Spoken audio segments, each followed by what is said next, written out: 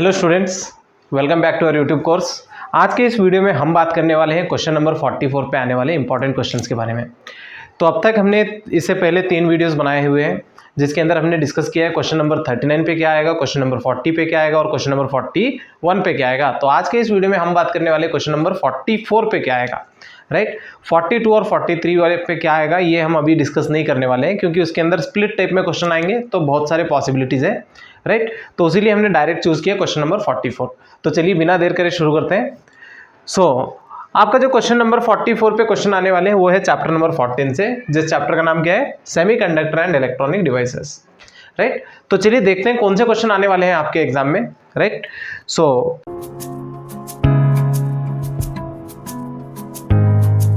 पहला क्वेश्चन है, classify solids into conductors, semiconductors and insulator on the basis of energy bands.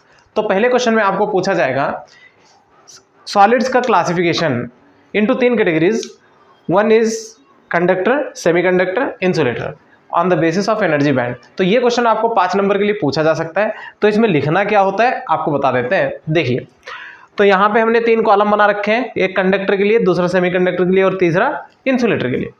अब conductor क्या होते हैं? कंडक्टर वो मटेरियल होते हैं जिनके अंदर से करंट आसानी से बहता है। तो पहला पॉइंट ये लिखेंगे, conductors are those materials which through which current can flow easily. सही है। नेक्स्ट, इंसुलेटर क्या होते हैं? ये वो मटेरियल होते हैं जिनके अंदर से करंट बहता ही नहीं है ना। जिन मटेरियल में से करंट नहीं बहेगा उन्हें क्या कहेंगे हम? इंसुलेटर। अब कंडक्टर समझ में आता है, इंसुलेटर समझ में आता है, तो नया कौन सा है? सेमीकंडक्टर। सेमीकंडक्टर क्या होता है? इसकी प्रॉपर्टीज कंडक्टर और इंसुलेटर के बीच में आती है। ना तो ये पूरी तरीके से कंडक्टर में काउंट किया होगा, ना तो पूरी तरीके से इंसुलेटर में। इसके कुछ प्रॉपर्टीज कंडक्टर से मैच करती है और कुछ प्रॉपर्टीज इंसुलेटर से।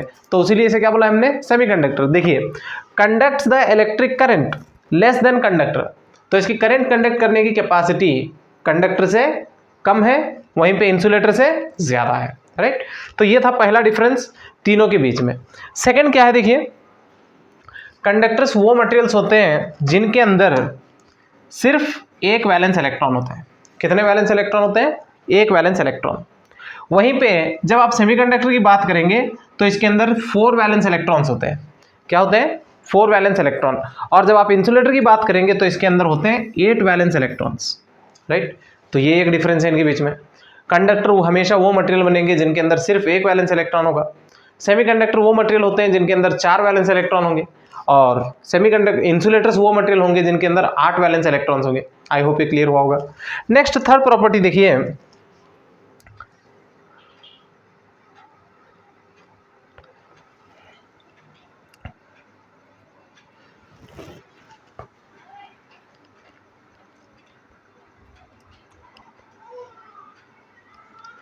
थर्ड वाले में देखिए क्या बोला है,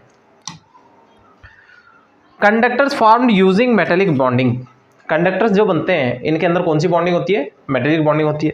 वहीं पे जो सेमीकंडक्टर बनते हैं ये बनते हैं कोवेलेंट बॉन्डिंग से, और ये वाले मेटेलिक बॉन्डिंग से। जब आप इंसुलेटर की बात करेंगे तो ये फॉर्म हुए होते हैं कौन सी बॉन्डिंग से? आयोनिक बॉन्डिंग से। आई होप ये क्लियर होगा। तीसरा डिफरेंस क्या है इनके बीच में? Conductors formed by metallic bonding, semiconductors are formed by covalent bonding, whereas insulators are formed by ionic bonding. I hope ये क्लियर हुआ होगा। तो नेक्स्ट फोर्थ डिफरेंस क्या है देखिए इनके बीच में,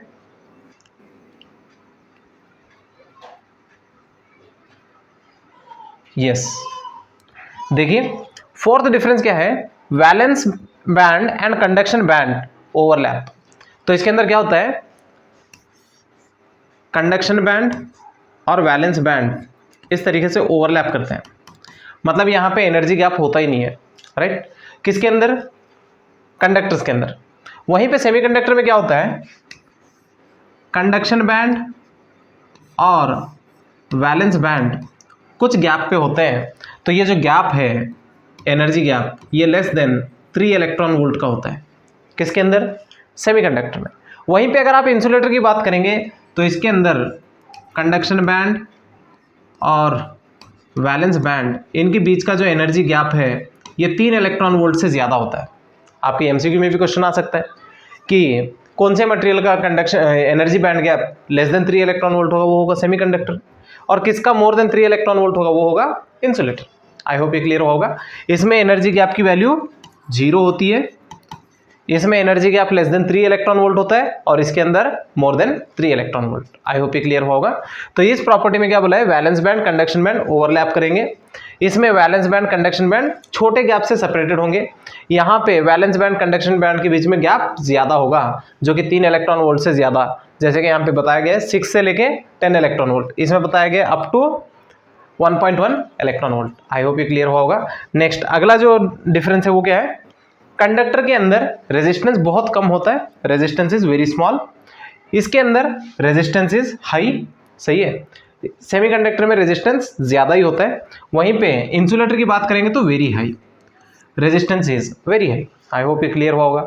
नेक्स्ट 6th प्रॉपर्टी जो है तीनों की, वो देखिए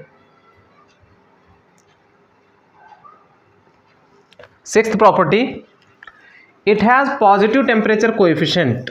किसके अंदर, कंडक्टर में। इसका मतलब क्या होता है, अगर आप टेम्परेचर बढ़ाएंगे तो कंडक्टर का रेजिस्टेंस बढ़ता जाएगा, तो इसीलिए यहां पे क्या बोला है, पॉजिटिव टेम्परेचर कोएफिशिएंट, यानी कि अल्फा। कैसा होगा, पॉजिटिव। किसके लिए, कंडक्टर के लिए। आई होप ये क्लियर होगा। नेक्स्ट अगर यहां पे बात करें, it has negative temperature coefficient, यानी कि इसका जो अल्फा होता है वो नेगेटिव होता है। इसका मतलब क्या होता है, जब आप टेम्परेचर बढ़ाएंगे तो रेजिस्टेंस घटेगा। किस केस में, सेमीकंडक्टर के केस में। ये सभी चीज़ें आपको नोट करनी चाहिए, आपको ये सभी एमसीक्यू में मिल सकते हैं। अगर मैं टेम्परेचर बढ़ाता हूँ सेमीकंडक्टर का तो इसका रेजिस्टेंस क्या होगा, डैश देके 4 ऑप्शन दे देंगे, सही है। नेक्स्ट इसके अंदर क्या बोला है, it has negative temperature coefficient. Insulator में भी ऐसा ही होता है, टेम्परेचर बढ़ाने से उसका रेजिस्टेंस घटता है, लेकिन बहुत धीमे से, राइट। आई होप ये क्लियर हुआ होगा। नेक्स्ट जो कंडक्टर होते हैं उनके लिए एग्जाम्पल क्या होते हैं, कॉपर, एल्यूमिनियम, है ना, all metals.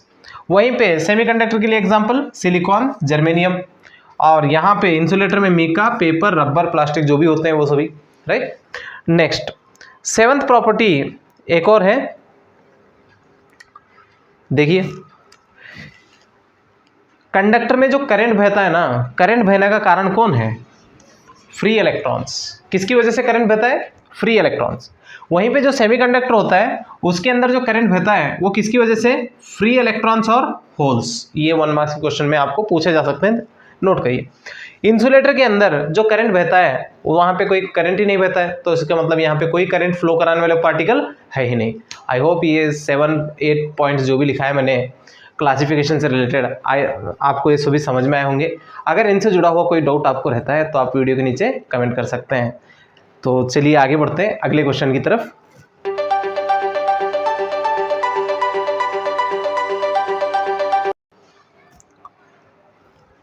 Yes, second question जो आपको इस चैप्टर से आ सकता है, क्वेश्चन नंबर 44 पे, वो क्वेश्चन क्या है, explain construction and working of half wave rectifier. Yes, पहले समझ लेते हैं, कुछ डेफिनेशन आपको मैं मतलब समझा दूं। जैसे कि रेक्टिफिकेशन क्या होता है, एग्जाम में पूछा जाएगा। What is rectification. रेक्टिफिकेशन एक प्रोसेस है। क्या है ये प्रोसेस, जिसके अंदर आप अल्टरनेटिंग करंट को पल्सेटिंग डीसी में कन्वर्ट करते हैं। मतलब एसी करंट को डीसी करंट में कन्वर्ट करने वाला जो प्रोसेस होता है उसे हमने क्या नाम दिया है, रेक्टिफिकेशन। और जो डिवाइस इसको कन्वर्ट करेगा, एसी को डीसी कन्वर्ट करने वाले को हम क्या बोलेंगे, रेक्टिफायर। अब फॉर एग्जांपल जो बैटरी में करंट होता है वो डीसी होता है, और जो हमारे घर पे सप्लाई होती है वो किसकी होती है, एसी की, राइट। तो मोबाइल के अंदर बैटरी होती है, यानी कि बैटरी में जो करंट होगा वो डीसी, और घर में जो करंट है वो कौन सा है, एसी। तो हम घर का ही करंट तो मोबाइल की बैटरी में भरते हैं, सही है ना। तो इसका मतलब हम एसी करंट मोबाइल की बैटरी में भर रहे हैं, तो यानी कि यहाँ पे एसी करंट आया क्या मोबाइल में, बिल्कुल नहीं।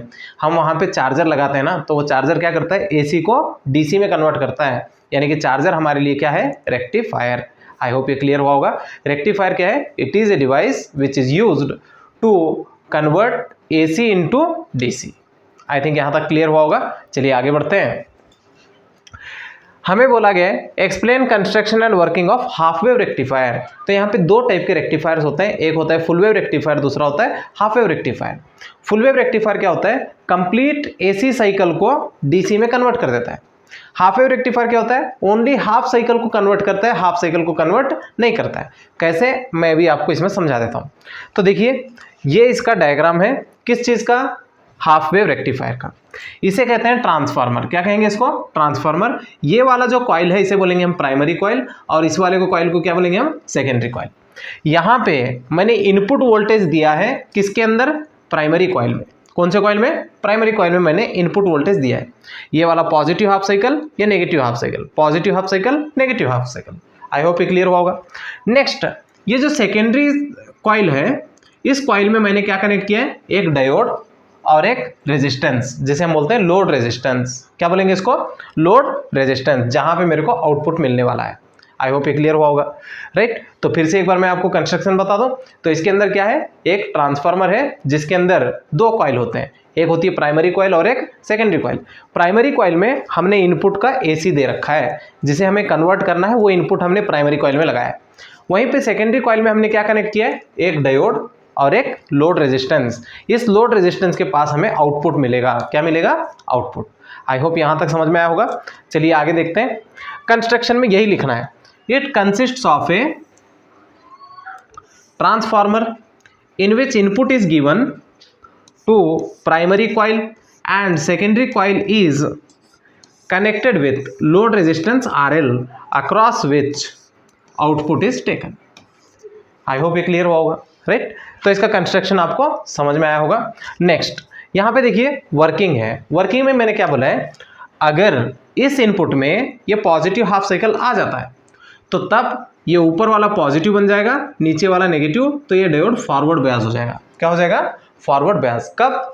जब ये पॉजिटिव हाफ साइकिल इसमें एंटर करेगा तो ये वाला फॉरवर्ड बनेगा। जब भी ये डायोड फॉरवर्ड में होता है तो इसमें करंट बहता है। करंट क्या होगा? फ्लो करेगा। तो जब करंट फ्लो करेगा रेजिस्टेंस में तो यहाँ पे आउटपुट वोल्टेज आएगा, सही है, जिसकी वजह से आपको आउटपुट मिलेगा। ये आउटपुट कौन से हाफ साइकिल का है? पॉजिटिव हाफ साइकिल का। आई होप क्लियर हुआ होगा। मैंने क्या बोला है? जब पॉजिटिव हाफ साइकिल एंटर करेगा तो उसका जो डायोड कनेक्ट किया था ये क्या हो जाएगा? Forward bias. तो अब इस डायोड में करंट बहेगा, तो करंट बहने से मेरे को यहाँ पे आउटपुट वोल्टेज मिलेगा। आई थिंक ये क्लियर हुआ होगा। नेक्स्ट, जब ये नेगेटिव हाफ साइकिल इसमें एंटर करेगा, राइट, तो उस टाइम पे ये डायोड रिवर्स बायस हो जाएगा। कैसा हो जाएगा? Reverse bias. जब डायोड रिवर्स बायस होता है तब सर्किट में कोई करंट फ्लो नहीं करता है, जिसकी वजह से आपको कोई आउटपुट देखने को नहीं मिलेगा। यानी कि पॉजिटिव हाफ साइकिल आएगा तो फॉरवर्ड बायस आपको आउटपुट देगा, नेगेटिव हाफ साइकिल आया तो रिवर्स बायस आपको आउटपुट नहीं देगा, फिर से पॉजिटिव आएगा तो फॉरवर्ड होगा, फिर आउटपुट आएगा। आई थिंक ये क्लियर हुआ होगा, राइट। तो अभी यहाँ पे देखिए मैंने क्या लिखा है, during positive half cycle diode is forward biased, सही है, hence there is flow of current in the circuit, therefore we get output, सही है। तो जब पॉजिटिव हाफ साइकिल आएगा तो डायोड फॉरवर्ड रहेगा, तो उस टाइम पे यहाँ पे करंट बहेगा, जिसकी वजह से आपको आउटपुट मिलेगा। नेक्स्ट मैंने क्या बोला है, during negative half cycle diode is reverse biased, hence there is no flow of current in the circuit, therefore we get no output. जब नेगेटिव हाफ साइकिल एंटर करेगा तो उस टाइम में डायोड रिवर्स हो जाता है, जिसकी वजह से वहाँ पे कोई करंट फ्लो नहीं होगा, जिसकी वजह से आपको भी कोई आउटपुट नहीं मिलेगा। आई होप कि ये जो हाफ वेव रेक्टिफायर का एक्सप्लेनेशन मैंने आपको दिया है आपको कुछ हद तक तो समझ में आया होगा। अगर इससे जुड़ा हुआ कोई डाउट रहता है तो आप वीडियो के नीचे कमेंट कर सकते हैं। तो चलिए अगले क्वेश्चन की तरफ बढ़ते हैं।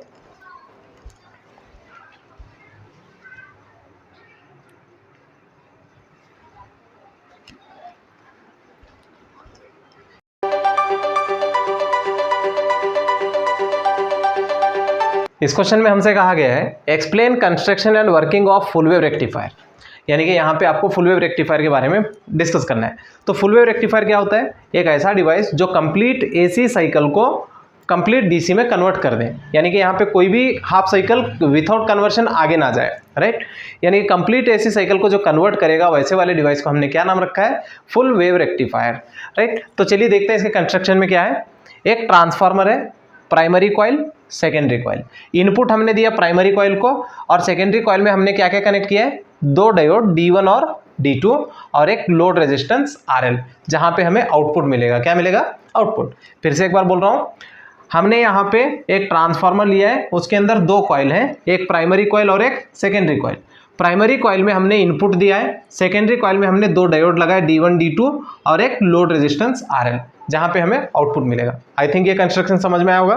तो यहाँ पे वही लिखा है, it consists of a transformer in which input is given to primary coil and secondary coil is connected with diodes D1 and D2 and load resistance RL across which output is taken. I think ये वाला आपको समझ में आया होगा। एक transformer है जिसके अंदर एक इनपुट हमने प्राइमरी कॉइल में दिया है और सेकेंडरी कॉइल को हमने दो डायोड और एक लोड रेजिस्टेंस के साथ जोड़ दिया है, जहाँ पे हमें आउटपुट मिलेगा, वही मैंने यहाँ पे लिखा है। अब वर्किंग देखिए, इसमें वर्किंग क्या है। जब ये पॉजिटिव हाफ साइकिल इसमें एंटर करेगा, सही है, तो उस टाइम D1 फॉरवर्ड रहेगा। D1 क्या रहेगा? फॉरवर्ड रहेगा, राइट। जब D1 फॉरवर्ड हो जाएगा तो D2 ये वाला नेगेटिव हो जाएगा। जब पॉजिटिव हाफ साइकिल इसमें एंटर करेगा तो D1 forward bias, D2 reverse bias. तब करंट किसकी वजह से बहेगा? D1 की वजह से। तब आपको यहाँ पे रजिस्टर में से करंट जाता हुआ दिखेगा इस सेंस में, राइट। तो अब यहाँ पे आपको आउटपुट देखने को मिलेगा, तो वो आउटपुट ये वाला किसकी वजह से आ रहा है? आउटपुट D1 की वजह से। किसकी वजह से? D1, right. तो वही यहाँ पे लिखा है, during positive half cycle D1 is forward biased and D2 is reverse bias.